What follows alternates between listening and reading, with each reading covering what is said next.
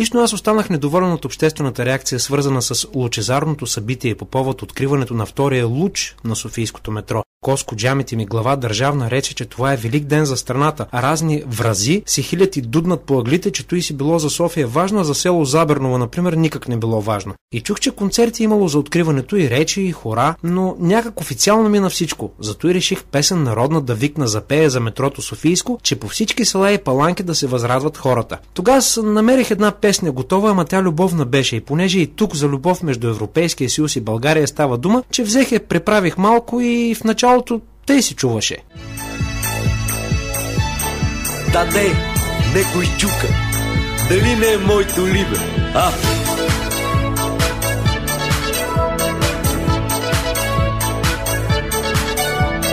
Момиче малък дяволо, не ми минавай през двори, не ми минавай през двори, не ми задавай ядове. Лох, лох, лили, лох, лох, лили, лох, за целувки и любов всеки е готов. Лох, лох, лили, лох, лох, лили, лох, за целувки и любов всеки е готов. Ама като я пипнахме, тъй стана песента. Бате, некой чука, дали не е моето Барозо, а?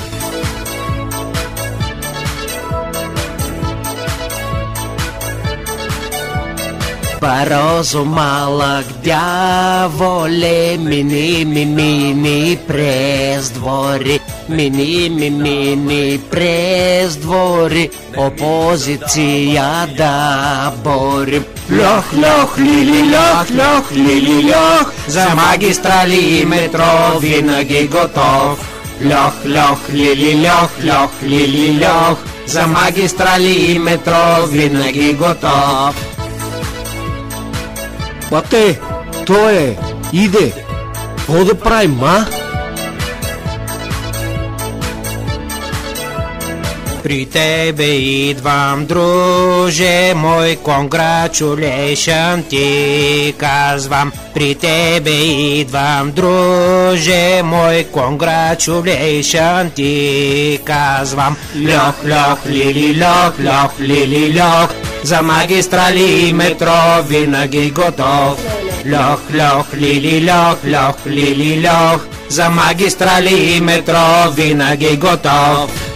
Сега и по селата ще се радват хората и congratulation ще думат и те, защото не може само в София да празнувате. За вас метрото, а за нас песента. Тъй всеки ще е доволен.